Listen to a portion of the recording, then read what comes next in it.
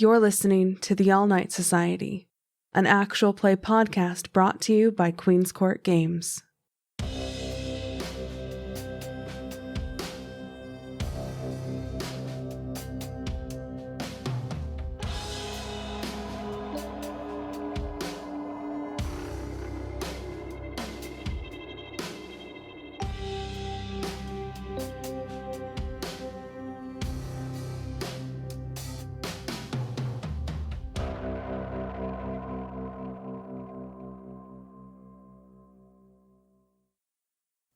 Well, the cliche says that failure to plan is planning to fail. You've done about all the planning that you can. Time being what it is, the threat being what it is. In a perfect world, sure, you'd have a few more weeks to put all this together, but there's a primogen clock a-ticking, and if the rumors are true, also a flyboy clock, which means tonight is the night we have to go. I will do you all the great service of assuming that you have fed in preparation for this. We don't need to go and tackle scenes, but go ahead and put yourself down at 1 hunger before we begin.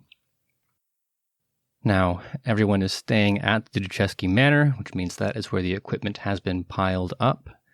And before we head out into the forest to see what kind of trouble we can get ourselves into, I'd like to know what those last few moments look like. As you're getting yourself suited up, as you're making sure all the magazines are loaded, as you're giving those melee weapons one last heft to make sure it feels right in your arms. I want to go in order from most nervous to least nervous, so I think we're starting with Ivy. Why do you assume that I'm the most nervous here? Plainly because Calamity's a trained professional and Alex doesn't know better. Wow. Okay.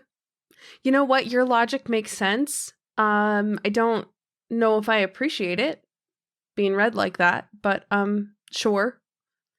I've left the guns to Cal. She has promised that she will make sure that they are ready to go, and I trust her because I have to. I've got a knife that she gave me, and it's weighted similarly to ritual knives that I've used in the past, so should it come to that, I at least have something that I'm kind of familiar with. I'm going over everything about this ritual, just from top to bottom. I'm going over the chant in my head. I'm retracing the steps that I have to take as I drop this blood on the ground from this jug. Because if there's one thing that I know about werewolves, it's that we don't have a ton of time once we arrive on scene before they've sniffed us out. So I have to be flawless to make sure that we aren't caught before we're ready. And any hesitation in that? No, there will not be any hesitation in that because I am me, and we do not hesitate. It'd be a terribly embarrassing way to die. You've gone through all the effort, you prepare the ritual, and you're just about 7 steps shy of completing the circle when that first thundering hulk of muscle and fur comes screaming out of the woods to tackle you. It would be embarrassing for me. It'd be a terrible legacy to leave behind. And, I mean, if word got back to Gabrielle, I can't imagine what the rest of her unlife would be like if she found out that her one and only Childa died in such a reckless, ridiculous, and entirely preventable manner. I think it's that second part. That the dying, bad on its own. Dying fighting werewolves and fucking it up, oh, that would sting for eternity. Exactly. So I can't, and I won't. Because, of course, I am me, and I don't. We'll see. Alex, in the meantime, you're there with it's as close as you're going to get to an Iron Man suit, right? Yeah, I feel a sense of strength and power, like Iron or Metal Man, the second mock ripoff, or, even maybe as bold and courageous as Captain Liberty. A lot of feelings going through my heart right now. All of them tied to complete and utter ignorance. I have no idea what I'm getting myself into. And the only reason why I have any anxiety at all it's because I have no idea what I'm getting myself into.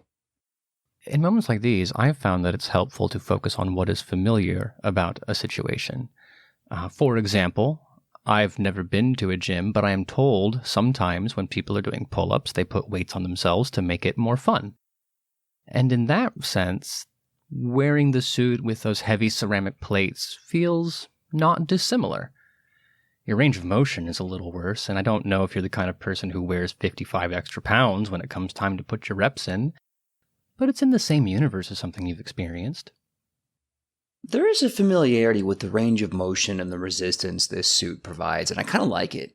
It's like I'm getting the anime workouts I watched as a kid as my favorite cartoon characters would scream and punch the air a million times and whatever amount of gravity. And I can kind of feel like that as I just do some testing drills, testing my jab, my hook, my uppercut, a few jukes in case I do a takedown. Am I really attempting to take down a werewolf? What the hell am I thinking? If you ask Ivy, I don't even think that's like top 5 stupidest things you've ever done. You got plenty of room before it reaches the top of that list. Oh, good. So top 10 at least. That's a relief. And finally, the ringleader of this circus. Well, there's a little bit of ringleading. We could also go with babysitting. We could go with head of the class teacher metaphor. I don't know. What would make you feel the most comfortable? One of Martin's favorite sayings was, "Not my circus, not my monkeys." Well, clearly that doesn't apply here. It would be uncharitable to assume that they are incapable. It's just that they are both so goddamn young. Shit. Is that the responsibility weighing down on your shoulders? That if you're the only one who makes it out, you'll have to think about Ivy and Alex longer than maybe someone of your self-proposed independence might otherwise be inclined to do? Sure, I don't know what you mean, Storyteller. It's only been a few short days, but, and I mean, feel free to stop me if I'm wrong, it feels like you don't mind so much hanging out in the house and meeting the big, tough, dumb one and the quiet, small, professional one. All right, fine. So you're not entirely off the mark. It hasn't been bad. They are perfectly fine as kindred go. Which is honestly saying something, because most of us suck. This is a job. They are helping me do my job, and I am grateful for that, even if it's abundantly clear that this is not their forte. Alex might be fine. Ivy, I'm not sure about, but she's very smart, so clearly she's going to be useful. Other than that, whether or not I have enjoyed my time is irrelevant. This is the job. I'm going to clear the threat, and I'm going to get it moving. And that's the end of it. It's a mission. It's a very different thing to fight out of desperation than to fight on a mission. You're emotionally prepared for half of those things. The other, you don't really have that kind of time to settle in. Alex and Ivy have had, a few days? It's going to take an hour and a half, maybe 2 hours to drive out to the woods. That is how long they have to face the very real possibility of their final death. We know immortality means the world to Ivy. She really enjoys living forever. Alex hasn't even got to experience the fun parts of watching decades go by. So far for him, vampirism has been all of the negatives, a few superpowers, and then tonight could be dust. Oh, I know that. I know how quickly things can go bad. I suppose there's only one thing that if it were me would be keeping me together in this moment. Is that the only thing worse than them going with you would be them going alone. Because whether or not you were here, they were going to have to go anyway. Yes, I suppose that could be something of a comfort. Do you think you have it in you to be the deciding factor? You're good. Are you that good? First of all, Storyteller, you know for a fact that I am more than just good. But even my skill won't take into account the fact that I have 2 greenhorns to look after, 2 potential liabilities, who are also decent kindred. I don't want to lead them to the final death. I truly do not. And I understand that court politics being what they are, they didn't have much of a choice of being here. So at the very least, I can make sure that they make it back. Make sure that they can get out of this night and go on to continue enjoying the rest of their very, very young unlives. Fuck. Fingers crossed, anyway. So there comes the time when you have to load up the vehicle with weapons and equipment and people. Would now be a good time to tell Alex he didn't have to get dressed before the drive, that he could have changed while you were there? Well, thank God he's pretty. Alex, Sugar. I greatly appreciate your enthusiasm, darling, but are you doing all right with tactical? Because you look a little, Oh, no, that's totally okay. No, it's my first time actually putting one of these on. Did I do it right? I know it's Velcro and that's pretty, child friendly, but it's first time doing anything, you're not going to get it 100% right, And that is an A for effort, Sugar, but you're going to have one hell of a time sitting with the collar of the vest, like, up around your ears and with the... Yeah, no, you know what? Why don't I just take the whole thing off, and then we can do a suit-up montage when we get there, and I'll do the theme song, put it in my head. Ivy, you're witnessing this. How much confidence does that dialogue fill you with?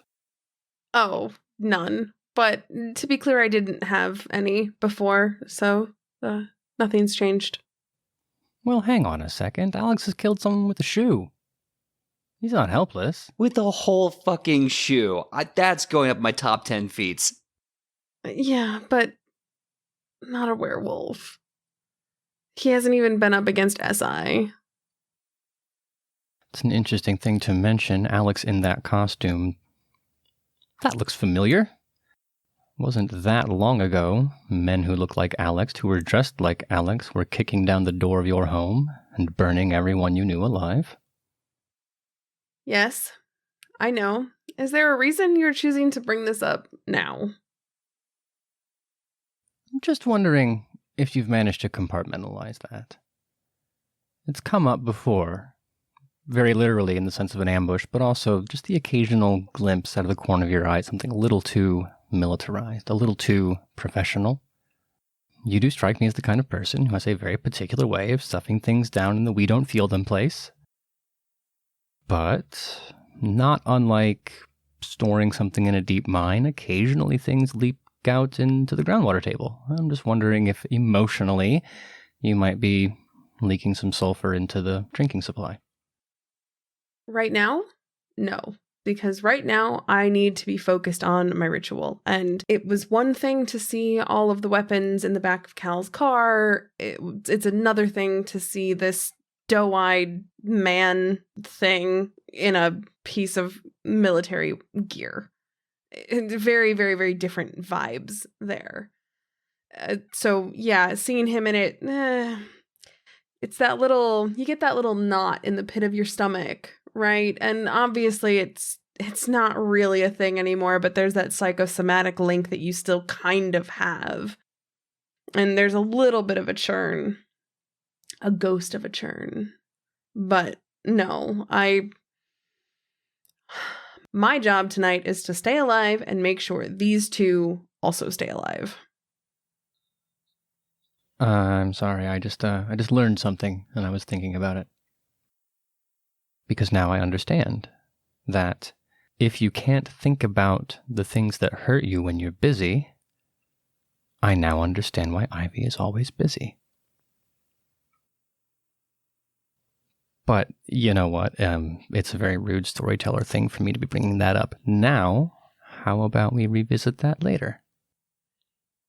I have a feeling you're not going to let me say no just to revisiting it ever. Every moment like this has a soundtrack. Whether you're driving to prom, studying in your basement, whatever was on the radio when you had your first breakup, there's a piece of music that you associate emotionally with the biggest moments in your life.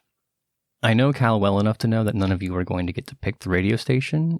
If there's even a radio station playing, strikes me that there's probably a mixtape in the CD changer or in the tape deck.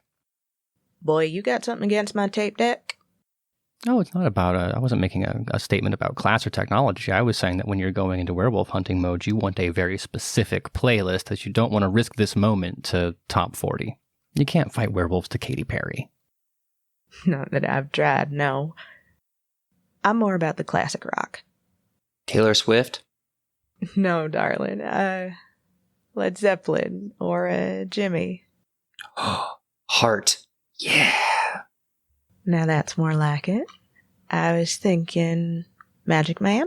Crazy on You? Black on Black? I mean, they're all slaps. My personal favorite is Barracuda, but we will work through the discography. Doesn't seem that would be Ivy's kind of music. What are you humming along in your head? Back when I was a student, I always played classical music or practiced my violin while studying. It made recalling information much easier when the test came about. I still do the same, tying specific classical pieces to new rituals that I'm committing to memory. For this one, I was listening to Beethoven's Piano Trio No. 5 in D major, Opus 70, No. 1, second movement, Largo assai et espressivo. No, this is good. I like this. We have, soundtrack-wise, an orchestral remix of classic lady rock. You still get the drums and the guitar, but you add the orchestral beats to it. And just behind it, there's the whir of rubber on highway. And you see out through the windows of the car the skyline of Chicago going by. You drive along the Ike heading north. So all the big towering skyscrapers on your right. To the left, the infinite sprawl of mid-rise buildings giving way to gentrifying urban neighborhoods, and then well off in the distance, those quiet suburbs. At a certain point, the highway tacks past downtown and a little closer to the lake. You have a few dull patches of light where an individual lamp in the park is lighting up, say, the entrance to a restroom or a changing room, and then beyond that, the infinite black of Lake Michigan at night. And then eventually those lights, too, will fade. You're heading up into the north side. Single-family homes stacked on top of one another after the war. We give way from the bright white gleam of skyscraper lighting to that dull yellow glow of the light you flip on to let the pizza man know which house is yours. And then we're out of the city, taking an exit that might lead you to O'Hare on another day, but in this case, does not. It's a simple double-lane road, no shoulder. Again, looking to the right, you can see that flat airport land. Nothing is allowed to be here. There's occasionally those little cinder block buildings that have some kind of aviation equipment in them. You've always wondered. You've never had reason to know. The chain link metal fence that keeps animals from crossing the runway, vandals from sneaking over. On your left, you'll see those red blinking lights that help guide the planes toward the runway. They're called VAZIs. Doesn't matter. And then soon enough after that, it is just darkness, cut only by the headlights of Calamity's car. It's been about an hour at this point. Now you've only got 10 or 15 minutes. Another left-hand turn. Another right-hand turn. The same way that an ordinary family might go to visit the picnic table and have themselves a nice little rural afternoon. But the camping's actually pretty good out here. But we're not doing that either, are we? So now we arrive at the moment, the camera peering out from the woods. There's a low fog clinging to the ground. This part of Illinois is a little marshier than you might expect. So between the big, thick trunks of what remains of the vast forest that used to spill over Illinois before it gave way to farmland, in between those tree trunks, you see those spears of light as Calamity approaches. We're not on the road anymore. Maybe there's gravel. Maybe it's just plain dirt. And the soundtrack dies low so you can hear the engine as it rumbles into idle, Calamity pushing the shifter up into park. And there's that one last moment where you all look at one another. Just a second. Before you have to go through with it. I want to believe it's been silent for these last little bits. Ivy is obviously focusing. Calamity is a professional. Alex knows better to talk than when the adults are thinking. But then the engine shuts off. And you're left alone with just you. Not even the sound of a heartbeat in your ear. Maybe cicadas on the breeze. What happens next? I'll look to the other two with a raised brow and look to Ivy. Well? Well, I'll hold out my hand for hers. And I will give Ivy my hand with a bit of a knowing smirk. I look in the rearview mirror. Alex? Yeah? Hand? Oh. Yeah, hold on. I bite the finger of my tactical glove so I can get it loose and free. With the glove still dangling from my lips, I hand my hand over to Ivy. I know as soon as we start this that there's going to be a timer because they're going to smell this. I don't know how long exactly, but we gotta be ready. So. Rock and roll. And I'll take my knife and I'll slice 1, 2, 3 across each of our palms and guide them just over the large jug that I've brought with us. It's an interesting image, the three of you reaching together, because that would put the jug just behind the center console, and it has a little bit of that vibe of a family passing like fast food around on a road trip. Based on the car, if it's the car that I think it is, there isn't a center console. It's just like a big old seat in the front, and so Alex has to like reach over the front, and the jug is in the center of like the seat that separates me and Cal. Look, Jesus had his Last Supper at a tavern with all his friends, and we're having it in a 1900 or something muscle car before we go fight werewolves. We all do things the same but different. All I'm saying is that I love the imagery. Can I get a rouse check from everybody, please? I get hungrier. I get hungrier. Nope. That is a fail. I get hungrier. Seems to be there's nerves all around. Because the beast knows. You shouldn't be here. In a very literal sense, because the universe has been demarcated in between that which belongs to the lupine and that which belongs to the kindred.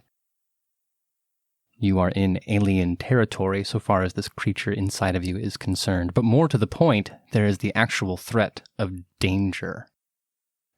The beast loves two things, eating and not dying. And out here, you're crossing both of those lines.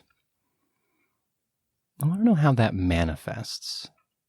As the Vita that you will need to heal the wounds these werewolves will no doubt inflict upon you. As the life force that will fuel the disciplines that may or may not keep you alive leaves your body to pool in this jug, there's got to be a little physical twitch, some kind of manifestation. What is it? For me, it's a little glint in the eye and this hint of a snarl. And I don't snarl, so anybody catching it would find it strange. Because it's that out of control thing inside me that I just can't hide. I need to keep it hidden, and I'm a little concerned that I can't. This is old hat for me, Storyteller. My beast knows what to expect, but it still gets agitated at me from time to time. And for me, that looks like brown eyes turning to gold, pupils going to slits. And when I look at Ivy and I look at Alex, those cat's eyes of mine have a shine to them. A bit like staring down a panther in the dark. I feel my fangs push against my lower lip, and it makes me grin a little. There's a war going on in my head. Part of me is terrified knowing that I'm walking into what's going to be destruction. And then a smile crosses my face because a part of me likes the idea. My teeth grow and ready like swords unsheathed. My heart becomes a war drum and I just gently lick my teeth with my tongue. The beast inside, the Bruja in me. I will savor this challenge. And I will relish their defeat. I've got my fingers crossed for you, bud. Oh, I know I'm walking to the shadow of death. But thank God I like the shade. Ivy, you have collected the necessary deposits. What's the next step? I uncork the vial of wolf's blood, drop it inside. I didn't want to get it in there too early and just have that smell sitting with us for a while because animal blood does not smell as appetizing as human blood, of course. Is it part of the ritual that there's supposed to be a wolf's howl when you do that? No. Oh. Well, that's weird. I wouldn't worry about it. It sounded pretty far away. My eyes kind of dart to Cal as we hear that sound. I narrow my eyes a little bit and kind of raise my eyebrows and nod slowly, quizzically. I give sort of a smirk. They hadn't scented us before. Surely they have now, huh? I knew they would. It's not some weak blood in this car. 3 of us? Not by a long shot, baby. Yeah. And at that point, I look between the two of them, these 2 babies. And I say thank you. Both of you. I know you didn't have any choice but to be here, but you certainly put the work in. Potentially made my job much easier. So, thank you. Truly, I mean that. Yeah, well, don't thank me until we know it works. And with that, I turn to the jug, set it in front of me, and just begin my 15 uninterrupted minutes of chanting. And Cal obviously has heard this before, so you know the timer starts now. 15 minutes before Ivy has to get out of the car and begin her walk. Cal, Alex, what are you doing with that time? I'm taking this time to make sure that my armor is applied in its entirety. I have my silver brass knuckles, whatever these weapons are, attached to my hands, ready for war. And I just keep reminding myself of every metal song I've ever heard at the gym to keep me focused and ready. What was that one thing they used to say in Belgium? We were all resist and bite. How long does it take you to get a little, that hop that you see like athletes doing before they go out on the field? Oh, I'm absolutely trying my best, though as strong as I am, I'm still wearing heavy tactical armor. So I'm hopping in place as much as I can, but it's like watching a toddler trying to dance. It's all just knees bending and awkward butt posing. But I'm hyped. I'm ready. I'm present. If I had baby powder, I would LeBron James all over Illinois. But right now, I have to get ready for the unknowable. And there's just no way I can do that. Something cute about his blind confidence, huh, Cal? Yeah, it kind of is. And as adorable as the toddler butt wiggle dance is, I do have my own preparations to make, including getting my rifle set. The Savage 110BA, with a few custom alterations, mostly because some of it isn't exactly what you'd call street legal, insofar as the scope and the silver bullets. Hollow point, last time I checked, I believe. There might be some Dragon's Breath rounds in there, but those tend to be a bit of a last resort. Thing's about as tall as Alex. Point of fact, actually, yeah. Just about as tall as the Bruja baby there. And, as I'm getting the pieces locked together, I am gonna sort of check on the said baby Bruja. Is he managing? Oh god, how's he doing with those tactical bits? The straps on the vest, it's bad, isn't it? Ugh. Oh, it's like a knot. I do sort of sigh, but I am gonna go over and help out. How you doing, puppy dog? Good. Real good. Energetic. Excited. Oh yeah, I haven't had a challenge like this since the gangrel that I killed. And I feel so many emotions right now. So much thumping in my head. Easy, killer. Steady, boy. You remember what we talked about. You gotta zone in. Keep that pretty little head on straight if you want to keep it on your shoulders now. Okay. Zoning in now. Calming down. Steady, boy. I think I'm there. Yeah. I think I'm there. Attaboy. Ivy, at a certain point, the chanting completes, and now you have to exit the vehicle. There's been a modicum of safety. You, of course, know that whatever steel this car is made of might spare you between 1 or 2 strikes. But given time, that Gyro's going to rip this thing open like a tin can and then devour the goodies inside. So you open the door, it swings open. There's no creak. Those are very well-oiled hinges. But you're acutely aware of the sound it makes when your boots hit that gravel, and it makes that earthy crunch. And as a creature of the city, that scent of outside, the wet dirt flowing up into your nose, you don't belong here. And I know that's true as a vampire, but that's also true of you. Ivy LaRoux is not a country mouse. No, she's not. Roll wits and awareness for me. 1 success. It's not great. No, your head's down in your business. It's okay. What was the radius on this ritual again? Anywhere from 1 meter wide to encircling a house. How big are you going to make it? The ritual space in my basement is like 20 by 30 feet. I've practiced that walk over and over and over again. I know exactly how long it takes me to do that. So 20 by 30. I can count the steps. I know exactly where everything goes. 20 by 30. It's going to be a long 30 feet of walking to get out to the edge of that thing. You feel like iron weights in your shoes when you think about how far away that car is. You were fast as a human, a little faster now.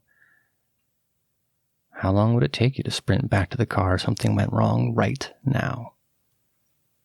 A couple seconds? Yeah, I would assume so. It's not that far.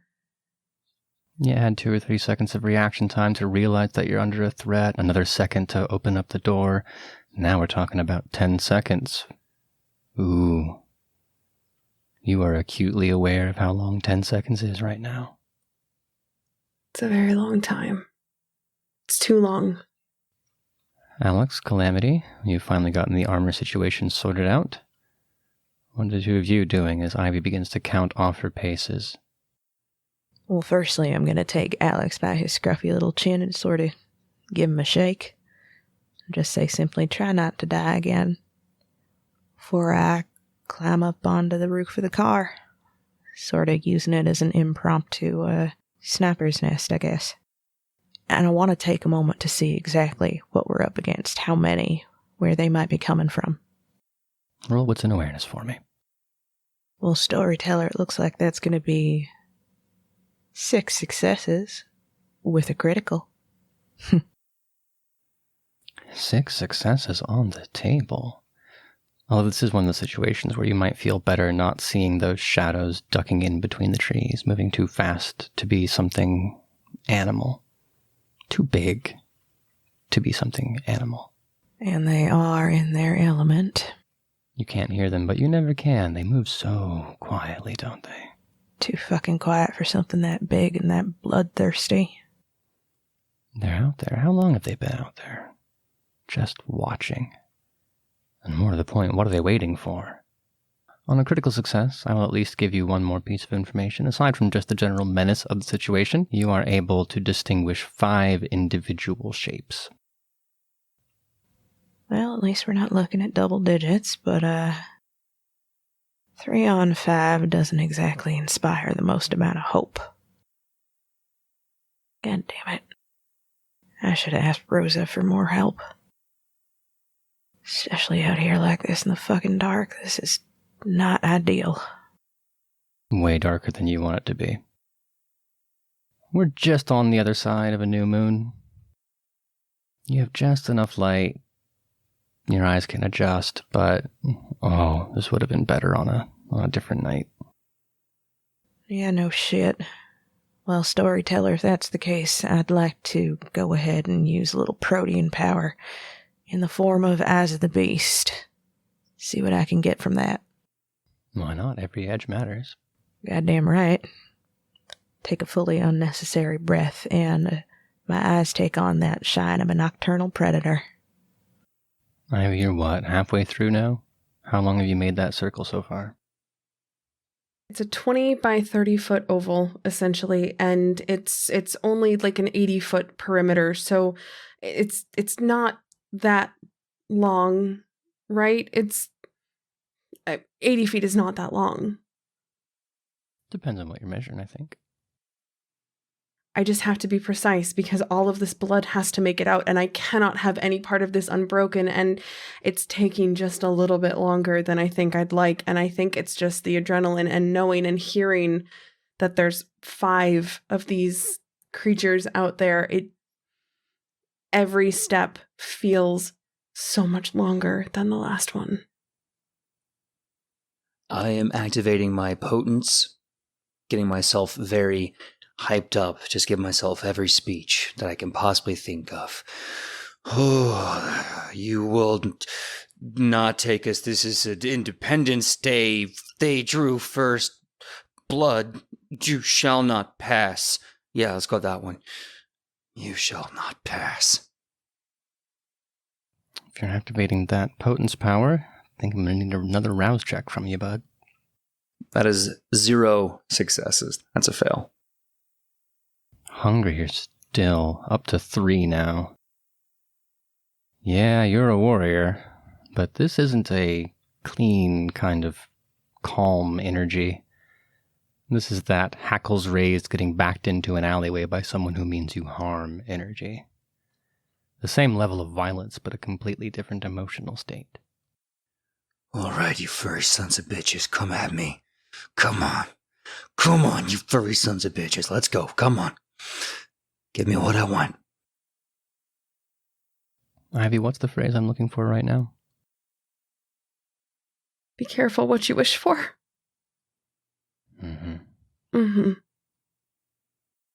Alex is wrestling with that last bit of confidence. Ivy is only a few feet away from having completed the circle, and Cal is staring through her scope, trying to keep as many of them in line of sight as possible.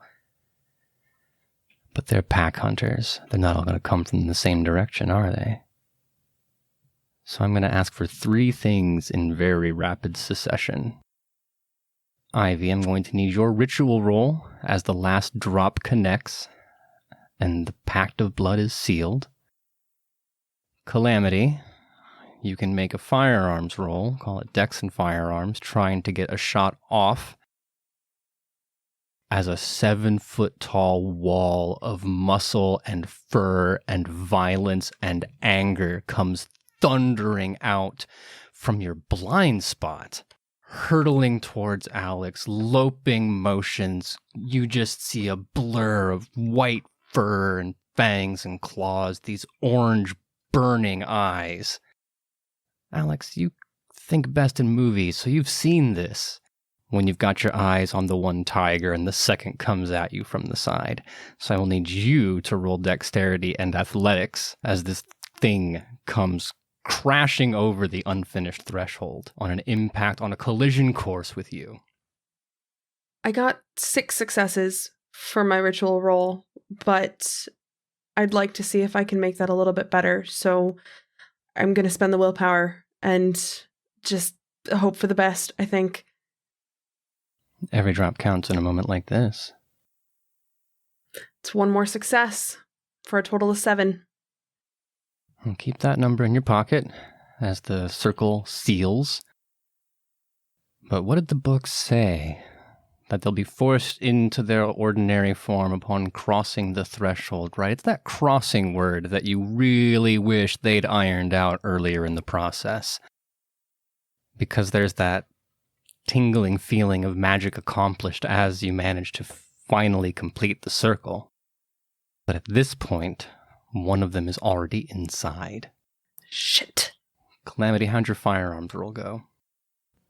Fuck. That would be 3 successes.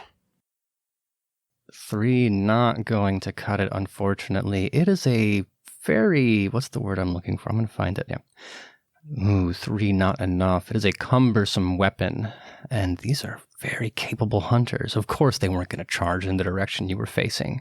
So you wheel it around, and there's a sound like thunder as this .308 rifle explodes, the muzzle flash lighting up, and for the first time all of you in that split second can see all 4 of the hulking forms around you. One of them close enough that you don't need the extra lighting. But Ivy, you can see them. Calamity, you can see them.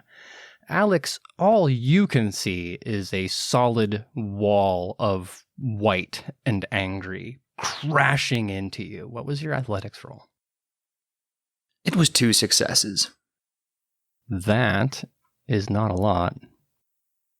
Unfortunately, as your storyteller, this is the part that's going to hurt you more than me, but it will hurt me because I have to roll its pool. I honest to God feel really bad about this. Oh, Alex, it is your lucky night. Despite having a staggering pool, the werewolf has only rolled 4 successes. There is some side math happening. The claws get a bonus to damage. You have armor on. It ends up being a wash. You won't take any damage. And narratively, I think that last minute burst of gunfire must have made it twitch just a little bit and changed a straight on attack into something that you were more capable of dodging. But don't go thinking that you have accomplished some great feat of dexterity, because this thing slams into you like a freight train. And that 1 dice of difference is the change between the claw finding your throat immediately or digging in deep into the ceramic plates that are in your shoulder. And you hear that sound of these claws like ultra-dense bone cracking and crunching into the military ceramics. The weight of this thing upon you, 3, 4, 5, 600 pounds, I don't know. It just, back to that freight train, it hits you and now it's on top of you. And you can feel the heat of its breath. You can see its fangs, each one the size of a normal human fist, as it snaps and snarls. What do you do now? Having just survived some training with another very powerful beast, I'm going to try and do some ground game like we did back in training. It was more fun last time, huh? It was a lot more fun. My training partner was a lot, I don't want to say pretty to look at, but a lot better looking than this werewolf.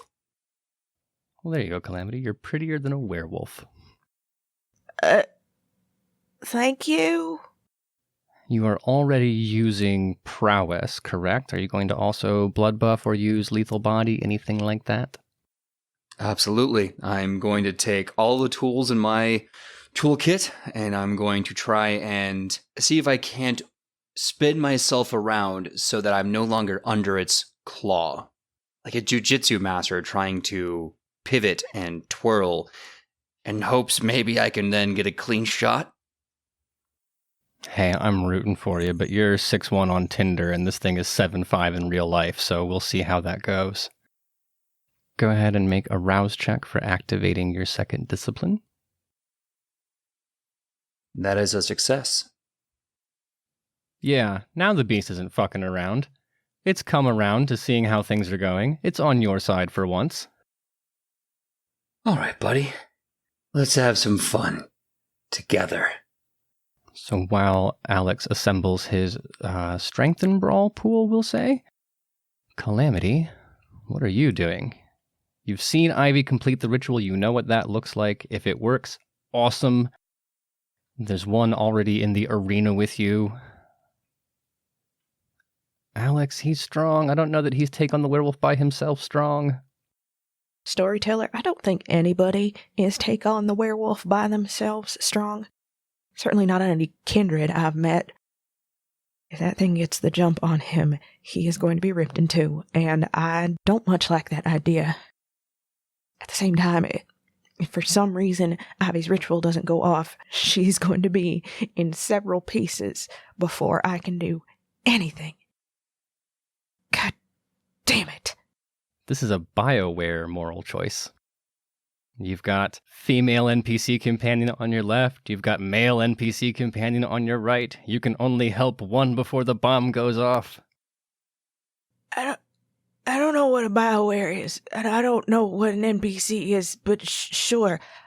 Can I fire on the 7-foot-tall monstrosity of fur and teeth that is currently trying to eat Alex's face?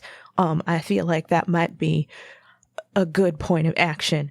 Because if it gets to him, then it's going to go for Ivy next, you know. Definitely possible. More difficult when you are firing into a melee. So you'll roll dex and firearms, but it's a -2 penalty on account of, you know what, let's call it -1, since one of the things is on top and significantly larger, but there is still the outside chance. You are a marginally benevolent man. That is one success. Jesus, that's a lot of ones. Well, one success total. Definitely not enough to get anywhere near this thing's level of defense. That's some panic fire, but the good news is that nobody's watching and they will never know. Gee, that's awful nice of you. Ivy, you can hear the sound of this beast guttural and grunting and snarling, and for once that sound isn't coming from Alex. It's bassy and earthy. Beneath it, muffled by hundreds of pounds of fur, you can hear Alex. Not screaming. There is that sound of exertion, the fight. That apex confidence has left him, sounding just a little more baby-like than you probably want in this situation. You hear a 3-round burst coming out of a pistol. Calamity on top of the car firing. But none of those things are going to attract your attention right this second. The other two are coming, charging directly at you. The trap has been sprung. There is no need to be coy about it. They are going to come. Each one's going to take half of you, and by the time they stop running, you will be in 2 different states. How much do you believe in this ritual? I have to believe in it completely. Because there is no alternative for me here. Do you believe enough to stand your ground, or are you going to flinch? This is a question the dice can answer for us. What do you say? Why don't you roll composure and occult? 4 successes. Yeah, that's enough. Your mother will be very proud when she hears this story. What is it? Is it that you're frozen in place and couldn't move if you wanted to? Is it scientific curiosity that if it works, you have to see what happens? Is it a smug come at me, bro, or whatever they said when you were a child? I mean, it can be all 3. I wasn't expecting them to come up so quickly. I knew they were fast, but I didn't know they were this fast. So there's a little bit of surprise and deer in the headlights about it. There's also the curiosity because I want to see what happens because I've never seen a LaRoux change. And to force them into their wolf form from their were form like this? It sounds like it'd be spectacular, right? Exactly. And of course, well, if it doesn't work, then it won't matter anyway. So there's no point in trying to run. So I'm going to stand here and we'll see what happens, I guess. Then Ivy, stalwart, a little afraid, infinitely curious, just stares forward as these two creatures come charging along. Again, that loping gallop reminding you of the animals that you played with as a child. There were fewer teeth. There was less anger, well, depending on the horse, I guess. But it's slow motion, frame by frame, advancing like courtroom footage, as the one leaps up off the ground, arms spread wide, massive clawed paws in the air, the other one ducking low. You can see what they intend to do.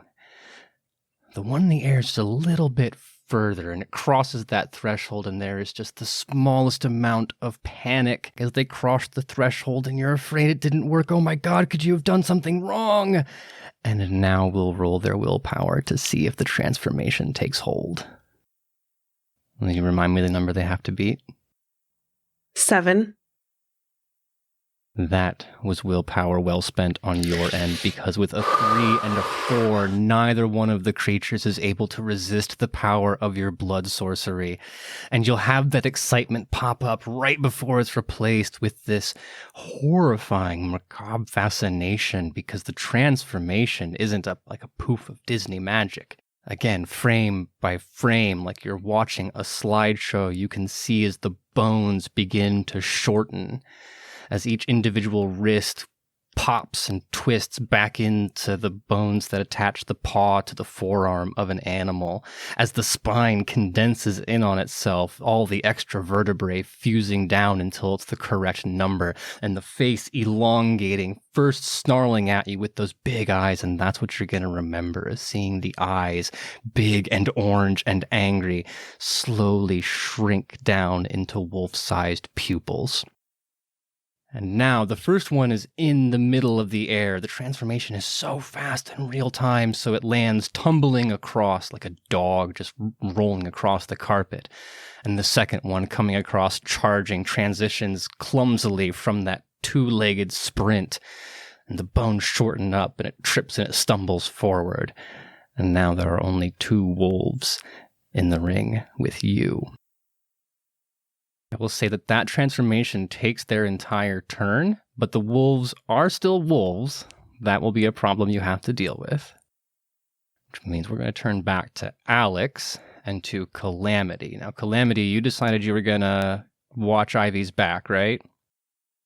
Yes, sir, that was directly my intention, but then I saw what that ritual did to the fucking Garou, the way it turned them back into angry little pups, so that will potentially make them easier to pick off. So you have an action at this point. You could fire again. You could swap to melee. I'll let you do either of those things. Don't worry about having to take a move action, anything like that. Yes, I think I would like to move into melee. As these bastards close in, it's going to get harder and harder to do any sort of long-range fighting, not at the risk of harming one of my compatriots. So I'm going to abandon the rifle for now. I would like to call on my feral weapons, on the claws that I am afforded as a gangrel. See how that goes for us. See if I can't turn the tide a little bit. Well then, go ahead and make that rouse check for me. Certainly. Well, that's a failure, and I get hungrier. Yeah. The beast makes its claim on you as your hands twist and morph, each fingers fusing together, becoming more dactyl, and the palm and the knuckles just a little hairier. Every gangrel has their own twist on disciplines. You've seen some with razor-like talons, some that have the claws of eagles, but these are vicious paws. And with those claws, and with my hunger and my fury, I would like to tear into these bastards and extract my pound of flesh. You will make a strength and brawl roll as you jump into the melee. Alex, you have the result from your die? Yes, I believe that was a 4 successes. Alex, back to you, still underneath this beast. You heard the gunfire, you've heard the twisting and popping of bones. Oh my god, it could be Ivy. You have no idea. No, there'd be more whining if it were Ivy. So as far as you can tell, situational awareness says that both of your compatriots are still alive, but you don't have time to worry about that right now because the creature is on top of you, clawing and snarling. You're trying to wrestle out from under it. You see Calamity jumping down out of the corner of your eye from the top of the car and charging over. Now, in this combat situation, the werewolf knows you're both there. It's going to split its attacks against each of you because it's big enough and mean enough to do that. Let me see. Its entire pool is a bunch. So you will each be up against 7 dice. Ooh. Oh, God, that hurts. Yeah. Wow. Oh, God, Alex, I'm sorry. Oh, no. Calamity's going to have better odds. There's 3 successes on the table for Calamity. They call us the barbarians for a reason. That's 8 successes with a critical. Hell yeah. Way to go, Cal. Another critical coming out from Calamity. The first attack against Alex is 5 successes. It is a critical success as well. That's unfortunate news. It's +1 damage for the margin, and then another 3 because he's using werewolf claws. That's 4, and because it is a critical, it bypasses the armor. You're wearing this military body armor kit, but there's a funny thing they noticed about these kits in Afghanistan, actually. It's that the mines that were under the feet had a way of blasting up through the unprotected underbelly. And that side plate protects your lower rib cage, but it leaves the armpit open. And this creature, like a hungry animal, is poking and prying at the armor, and then it finds the soft spots. That's 4 superficial damage. Unfortunately, you don't get to have the damage from werewolf claws. Yeah, I'm not looking good. So those claws are up above your rib cage, underneath your shoulder, finding that muscle, tearing it open.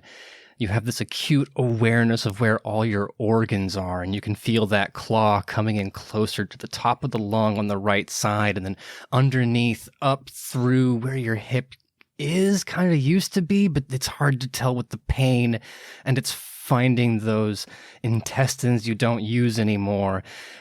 You can feel it grabbing in from the top and the bottom, and you just know that the next thing that comes after the rip is the tear. And as your body fills up with all of those thoughts and all of that pain psychosomatically, there's another animal coming. And this Calamity with her paws and her claws swinging in a critical success. That is 7. No, sorry, you rolled 6.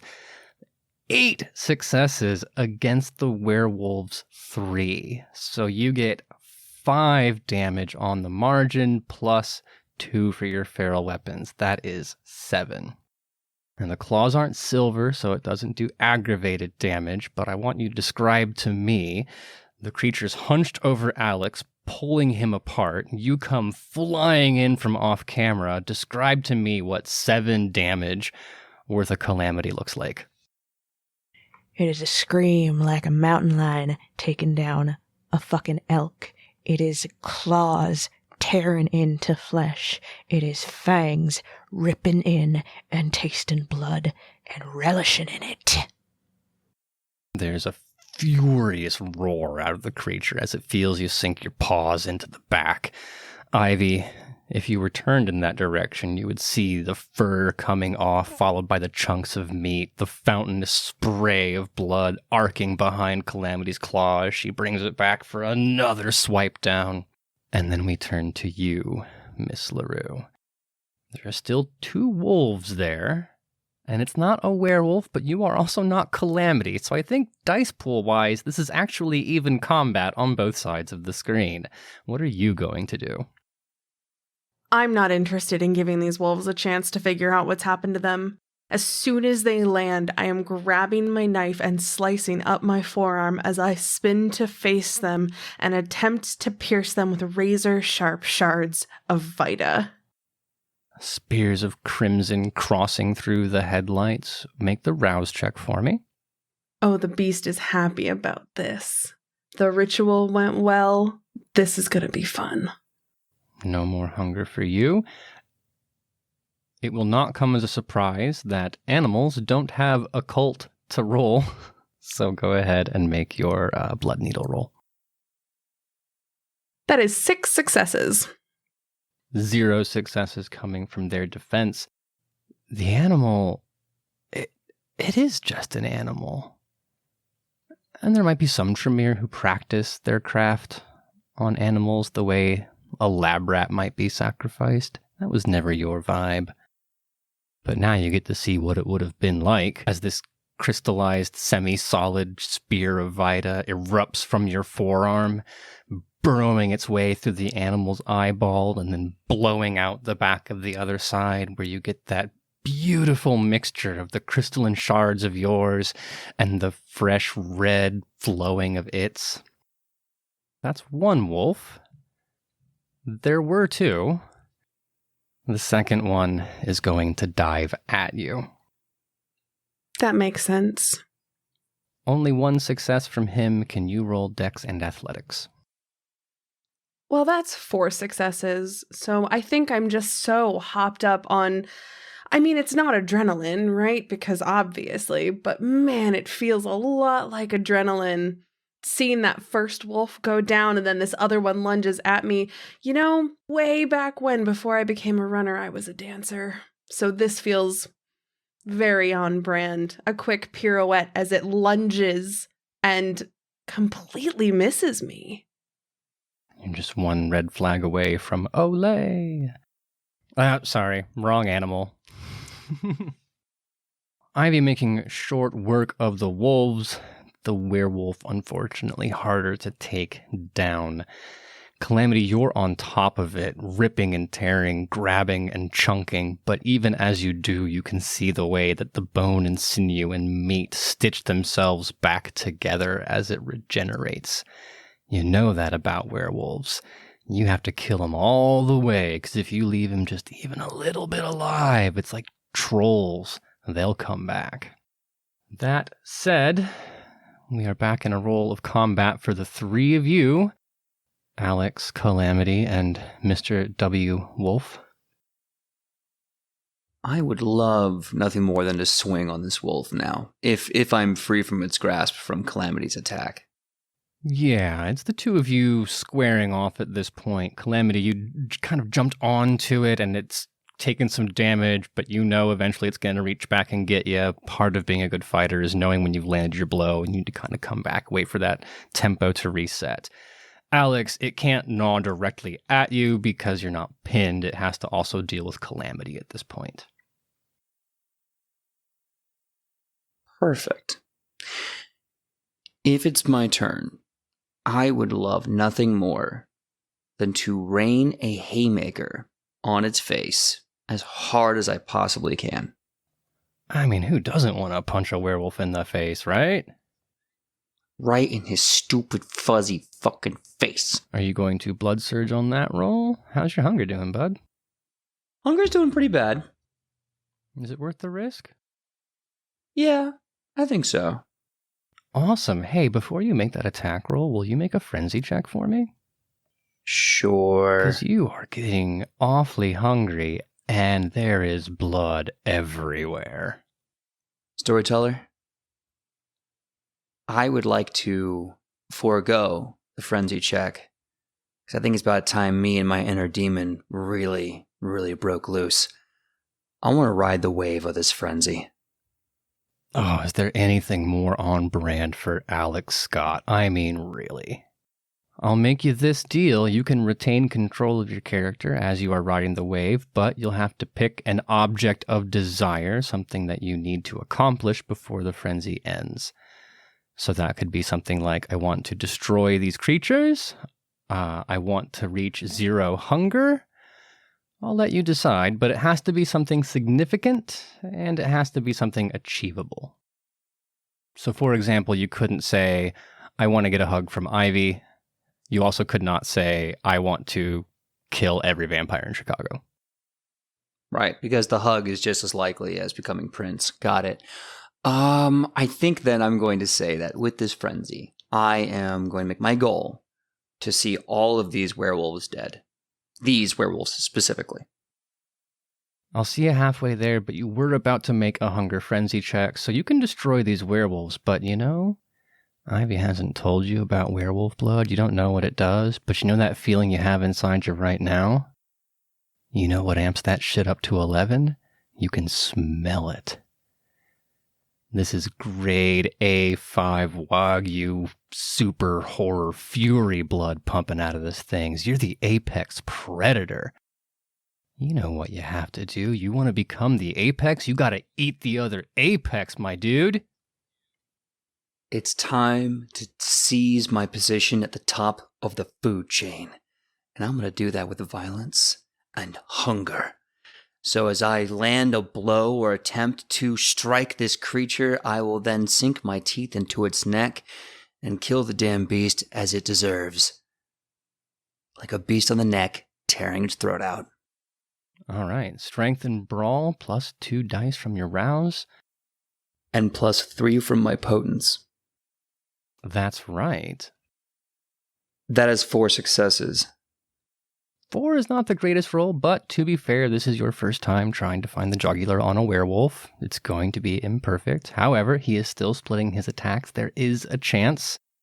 Calamity, what are you doing? Well, I think I'm probably somewhere between trying to rip this fucking thing's head off and make sure it doesn't rip my fucking head off. So, well, I guess speaking of ripping something's head off, is there any way for me to tell what it is that our young Bruja friend is trying to get himself into? Real quick, just make a wits and awareness roll.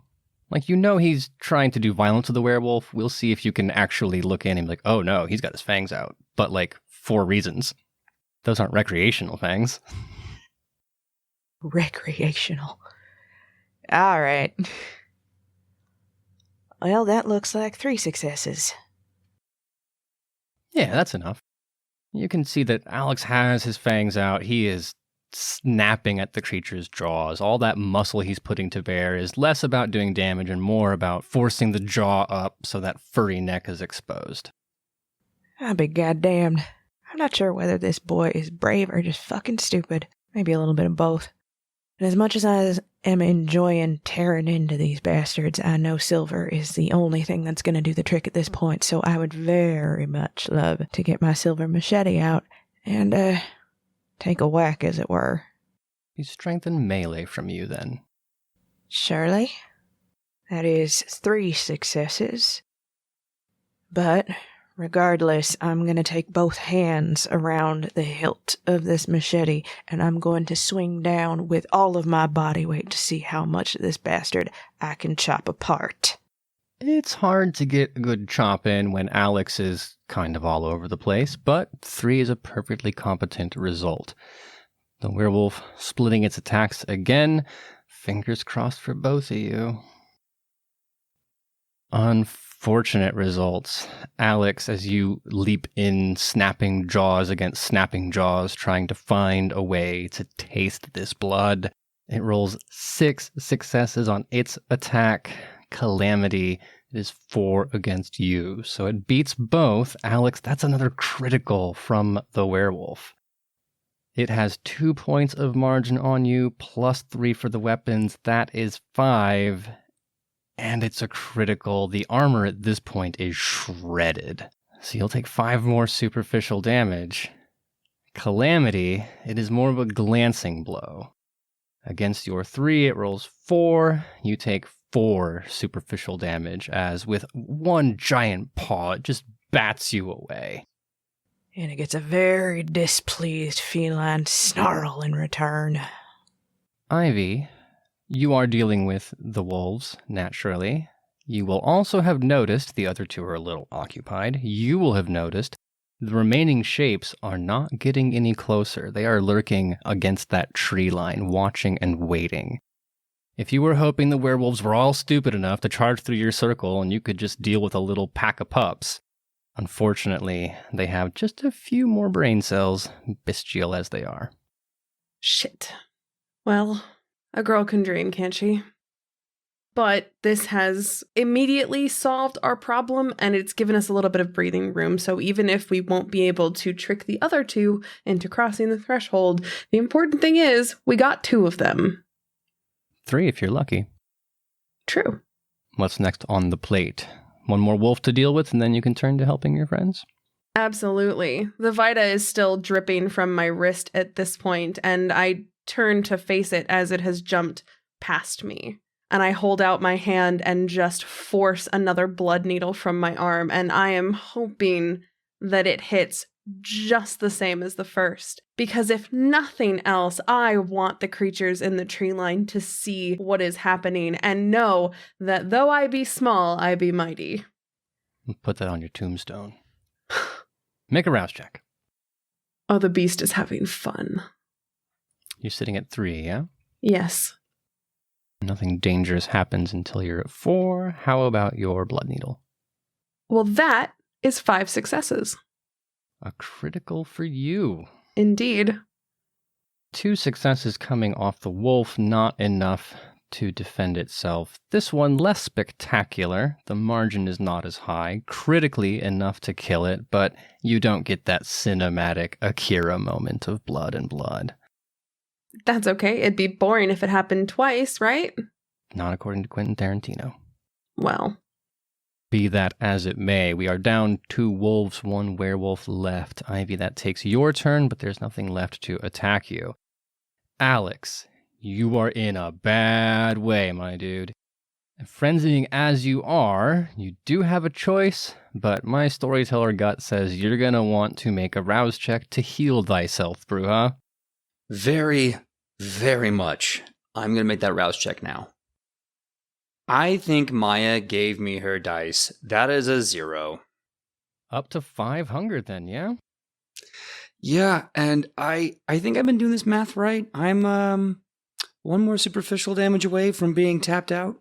First one did 5, second one did 4. You will just have healed, so you have 2. Turning then back to Alex and Calamity. Alex, keeping track of your health, you are at 2 superficial damage left. That's all you've got. Any more, you're torpid, my dude. And if no one manages to kill this thing while you are out, it is a one-way ticket to Dustville. Calamity, you can tell Alex isn't looking so hot. And you are not very far through this werewolf. You got the silver out. That's good news. But you've got this one last chance before something real bad happens to your new best friend. Can also say that Ivy, not dealing with wolves anymore, you can also participate in this. The werewolf won't be attacking you, but you can add maybe just that last little bit of damage that'll save Alex's unlife. Oh, absolutely. So let's do it in this order for maximum dramatic impact. We know that Calamity is going to leap in with potence. We know that Ivy's probably going to do some blood magic.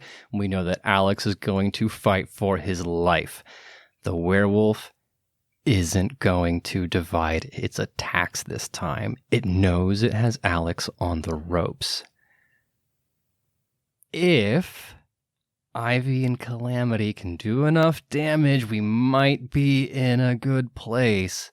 Otherwise, could be bad news for our Bruja buddy. Calamity, Ivy, which of you wants the responsibility of going first? I will. Tell me what you're doing. Look, I'm 2 for 2 on these blood needles so far, and they seem to be putting work in against these wolves. So there's no reason to change it up now. So I grip my forearm, almost as if I'm physically pulling this crystallized Vita out of my arm. I am putting as much anger and energy into this as possible. I don't think it does anything different, but man, just the thought is enough. And I'm going to send this crystallized blood through the air and just hope that it hits and maybe can turn the tables. We'll see. Before that, how about a rouse check? Oh, yeah. I'm fine. I am so fine. And, I'm tempted. I am tempted in this moment to rouse the blood because that little bit extra, that oomph, I mean, it kind of sounds like that's what I would do, right? There is no power without cost, but you are the only one who can make that decision. Well, the beast seems very happy with this choice because putting all of this energy into the blood, rousing the powers that make me move, does not make me any hungrier. Then you can make your sorcery roll. 6 successes. 6 is mighty. The werewolf does have some defense die lying around. It would have to take them out of the pool that it's using for other purposes. Only 1 success, so that's 5. Not a bad result. Doing superficial damage, unfortunately, to the werewolf, but every bit does count. Calamity, it falls to you. You said so yourself, Storyteller. Every little bit does count, so... Potence. Prowess. I want to give myself that extra power to land what will, hopefully, be a killing blow. It has to be a killing blow. If it's not, well, that's going to be at least one promise broken tonight, and that is something that I will not abide by. Behooves you to use every tool in your toolbox. 1 rouse check. Uh-oh. Uh-oh. That's a failure. Well, you know what comes next. Frenzy beckons. That it does, but with 4 successes, I hope that'll be enough to hold it off, at least for now. More than enough to keep your head together. You have squeezed the last little bit of willpower you have out, enough to deliver what we pray is the final blow. Strength and melee with your bonus dice. Oh, fuck me running. That is 6 with a critical. Vita well spent.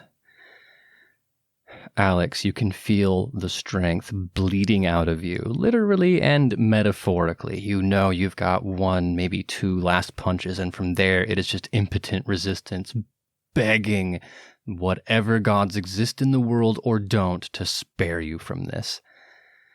You're batting against it, you're waiting for that opening, and there's going to come that moment where it lunges back, ready to bring itself down upon your throat. You're coiled like a spring, ready to strike back, but you won't have to make that attack because you see through the back of the skull the gleaming silver flash of a machete, and when that silver hits the fur and the bone and the muscle, it sizzles and sparks. You see each individual strand recoiling from this mystical metal, and the skull splits open, leaving smoking, stinking ooze inside. The werewolf collapses down on top of Alex, crushing him under its weight, not for damage, but for dramatic effect. And there are still a few twitches of muscle as those last little neurons fire off, driven by whatever magical energy moves this creature, before it finally falls still. And at that point, you hear applause? No, it doesn't clap like that. You hear a guttural chuckle. It's coming out from the tree line, something bigger. You thought this one in front of you was as big as they got. That's not true. Something scarred and gnarled and ancient appearing at the edge of the tree line with a wide, toothy, wolf-like grin, slapping its paws together in a crude mockery of human behavior. And it grumbles up to you. That's well done. I like your little magic and the way you fight. But here's the thing. We can wait for the sunrise and you can't. You took one. You think you can take the rest of us? Or should we just wait until the sun bakes your bones? And one by one, the Garus slink back into the forest. They know they can wait. Alex, what face are you making as the carcass is hauled off of you? It is a face of frustration, disappointment, joy, to be sure, but also recognizing that today the beast did not win. The conqueror did not get to conquer, and it is by mercy and luck that I get to drag my carcass home. I stand up slowly, my limbs trying to re-knit. Ooh, that shoulder, that arm is hanging at a real awkward angle. Thanks, Calamity. We should get going. Yeah. You're all right, darling.